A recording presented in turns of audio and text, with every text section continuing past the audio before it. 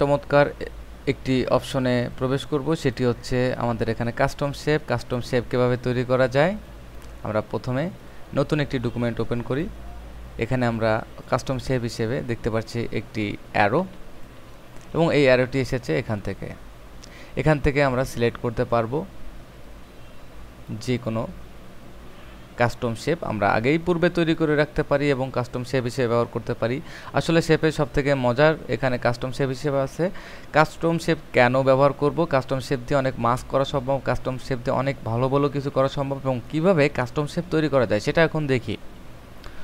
Custom shape তৈরি করতে হলে অবশ্যই ভেক্টর দিয়ে তৈরি করতে হবে। সেই ক্ষেত্রে আমরা প্রথমে পি দিয়ে পেন টুল, আমরা মনে করুন যে এখানে একটা কাস্টম শেপ তৈরি করব। কি তৈরি করা যায়? মনে করুন একটি নৌকা।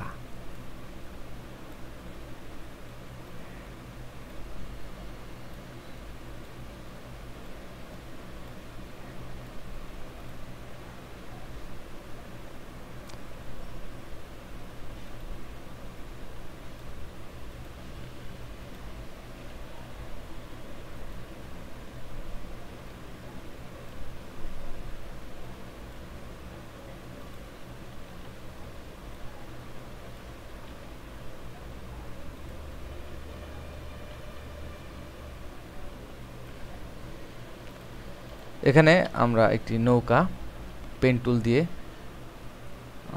তৈরি করলাম। আমরা আমাদের এখানে সিলেকশন শেপ টুল দিয়ে সবগুলোকে সিলেক্ট করলাম। আমরা এডিটে যাব, ডিফাইন্ড এ কাস্টম শেপ।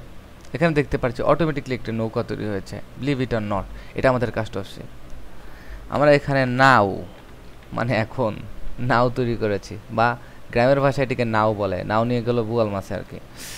তো আমরা নতুন একটি ডকুমেন্ট তৈরি করলাম, কাস্টম শেপে গেলাম। এখানে দেখতে পাচ্ছি হয়তো আমাদের এই নাওটা রয়েছে বা নৌকা। আমরা এখন যতবারই এটিকে কাস্টম শেপ হিসেবে, এবং শুধু তাই নয়, আমরা এটিকে যে কোনো কালারে যে কোনো মুহূর্তে আমরা এটা মাস্ক করতে পারি। আমরা যে কোনো সময় যে কোনো কালার সিলেক্ট করে আমরা এখান থেকে কাস্টম টুল সিলেক্ট করলেই আমাদের এই নৌকাটিকে পেইন্ট করতে পারবো, অথবা ডবল ক্লিক করে আমরা যে কোনো সময় আমাদের এটির রং পরিবর্তন করতে পারবো। এবং ইনক্রেডিবল এবং আনবিলিভেবল যে ব্যাপারটি হচ্ছে, আপনি যত বড় ইচ্ছা এটিকে করতে পারেন। এন্টার প্রেস করার পর এটার কোনো ধরনের কালার এবং কোনো কিছু নষ্ট হবে না, কারণ এটি আমাদের ভেক্টর। ভেক্টর হচ্ছে ম্যাথমেটিক্যাল একটি সিস্টেম, যেটি আমাদের কোণ বিশিষ্ট অটোমেটিকলি ক্যালকুলেট করে তৈরি করে, যেখানে রাস্টার আমাদের পিক্সেল বেস। সেটা যতই আমরা বড় করব ততই আমাদের পিক্সেল অনুযায়ী আমাদের ডাইমেনশন থাকবে, যে ডাইমেনশনের বেশি দিলেই আমাদের পিক্সেলগুলো খুব ঝাপসা এবং অস্পষ্ট দেখা যাবে। ভেক্টর কখনো লস হয় না বা তার কোনো পিক্সেল নেই, যার জন্য সে ম্যাথমেটিক্যাল ফর্মুলায় যত বড়ই আমরা জুম করে দেখি সেটার ডেফিনেশন সবসময় হাই থাকে। তো আমরা বুঝলাম যে কিভাবে কাস্টম শেপ তৈরি করা যায়। তো কাস্টম শেপ তৈরি করতে হলে আমরা আরও কিছু পদ্ধতি রয়েছে, শুধু শেপ হলেই হবে। যেমন আমরা টাইপ এ বি আমরা তৈরি করলাম। এই এ বিটা তৈরি করার পর আমরা এটিকে একটু বড় করি, এটা আমাদের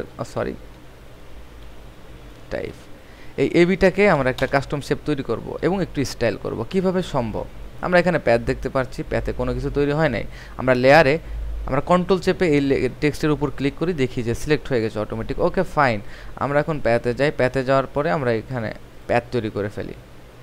এখন আমাদের যে লেয়ারটি রয়েছে এটার আমার মনে হয় না কোনো দরকার আছে, আমরা তো অটোমেটিক প্যাথ তৈরি করে ফেলেছি। এখন আমরা সিলেক্টে যাই, সবগুলোকে সিলেক্ট করি, একটু জুম করে কাছে আনি এবং আমরা এটিকে একটু স্টাইল করব। তো আমরা এখানে সিলেক্ট করার পর দেখতে পাচ্ছি আমরা এটাকে একটু স্টাইল করছি, এবং আমরা বিকে সিলেক্ট করার পর বিটাকে একটু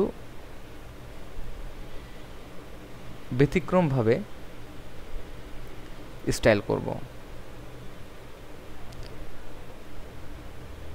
যাতে অন্য কোনো কোম্পানি বা অন্য কোনো প্রতিষ্ঠান আমাদের এই লোগোটিকে হুবহু নকল করতে না পারে।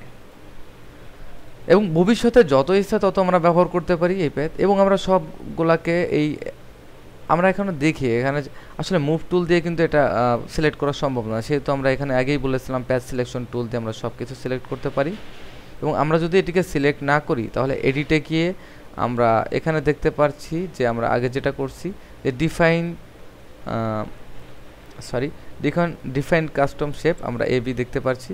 তো এবিটা যখন আমরা মডিফাই করব তখন এখানে দেখতে পাচ্ছি যে শুধুমাত্র আমাদের এই মুভ টুল বা এখানে প্যাচ সিলেকশন টুল এটি দিয়েই না, আমরা এখানে ইচ্ছা করলে আমাদের ডাইরেক্ট সিলেকশন টুল দিয়েও করতে পারি। আমরা এইভাবে সিলেক্ট করে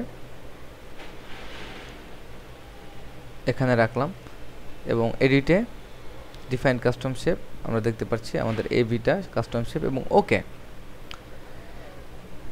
এবার নতুন ডকুমেন্ট আমরা যেখানে দেখেছিলাম যে আমাদের নৌকা তার পাশে এবি রয়েছে, আমরা ইচ্ছা মতো যত ইচ্ছা তত আমরা এটিকে প্রেস করতে পারবো এবং এর মাঝে আমাদের তৈরি করা নৌকাটিকেও রাখতে পারি। এটি আমাদের কাস্টম শেপ। তো আমরা দেখলাম যে আসলে কীভাবে কাস্টম শেপে কাজ করা যায় এবং অজস্র পরিমাণ শেপ আমরা অনলাইন থেকে ডাউনলোড করে কাজ করতে পারি এবং এখানে অলরেডি ক্রিয়েট করা কিছু শেপ রয়েছে, আমরা ইচ্ছা করলে পরিবর্তন করতে পারি। এবং শেপ দিয়ে কীভাবে ম্যাক্স করা সম্ভব, যা ম্যাক্স করে কীভাবে আমাদের পিকচারটিকে হাইলাইটস করা সম্ভব, নেক্সট ক্লিপে আমি সেটা নিয়ে আলোচনা করব। আপাতত এখানে শেষ করছি, ধন্যবাদ।